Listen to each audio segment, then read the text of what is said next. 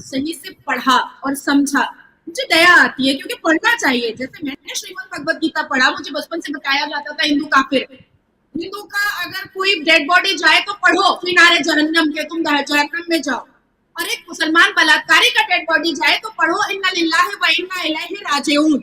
अब क्या पता वो मुसलमान नासिर खान है जिसका डेड बॉडी जाएगा, वो बलात्कारी है, फिर भी हमें पढ़ना है कि वो जन्नत में जाए। तो इस कंसेप्ट को समझने के लिए मैंने श्रीमद् भगवत गीता पढ़ा। तो उसी तरीके से हिंदुओं को भी अल कुरान पढ़ने की जरूरत है। मारिया आलम ने जो उत्तर प्रदेश में फारुखाबाद में वो कैंडिडेट है, और सलमान खुर्शीद की अपनी भतीजी है। और अब मेरे इंटर्नशिप के दौरान में मैं सलमान खुर्शीद से फिरोजशाह रोड में कई बार जाकर के मिलती थी, और मैंने मारिया आलम को खुद देखा है उनके घर पर फिरोजशाह रोड में।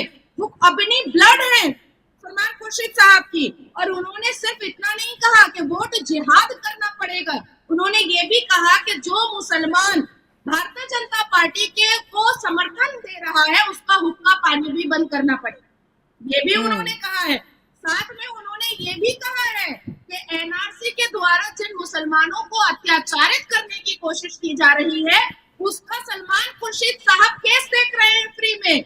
उसने इस बात की भी पुष्टिकरण की है, पूरा उसका स्पीच सुनिए। अब वोट जिहाद है क्या?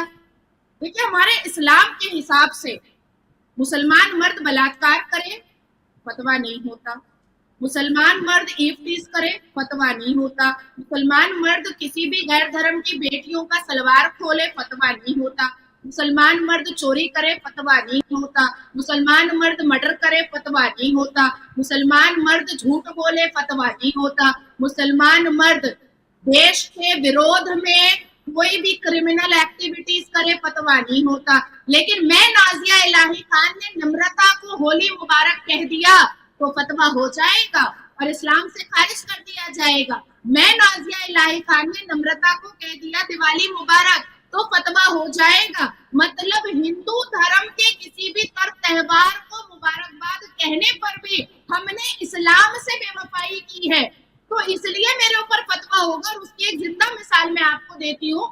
इमाम अलियास साहब, क्या कुछ कहा था उन्होंने? वो सिर्फ राम मंदिर की प्राण प्रतिष्ठा में गए थे और खामोशी से गए, खड़े रहे और खामोशी से चले आए, लेकिन उनके ऊपर फतवा जारी हुआ। क्या आफ्ताब पर फतवा जारी हुआ? क्या नासिर खान पर फतवा जारी हुआ? क्या लारैब हाशमी पर फतवा जारी हुआ? क्या याकूब मेमन पर फतवा जारी हुआ था? क्या अफजल गुरु पर फतवा जारी हुआ था? नहीं। अभी फैजान पर फतवा जारी हुआ? क्या बदायूं में जो दो मासूम बच्चे को मारा गया, बोटी बोटी कर दिया साजिद और नावेद ने, क्या उस पर फतवा जारी हुआ कि तुमने इस्लाम का नाम खराब किया, तुमको इस्लाम से बेदखल किया जाता है? नहीं, नहीं, क्योंकि वो जिहाद कर रहे थे। तो उसी तरीके से मारिया आलम ने अल हदीस के हिसाब से, अल कुरान के हिसाब से, हदियत के हिसाब से, इस्लाम के हिसाब से मुसलमानों को ये बताया कि तुम भारतीय जनता पार्टी के वोट को बॉयकॉट करो और वोट जिहाद करो।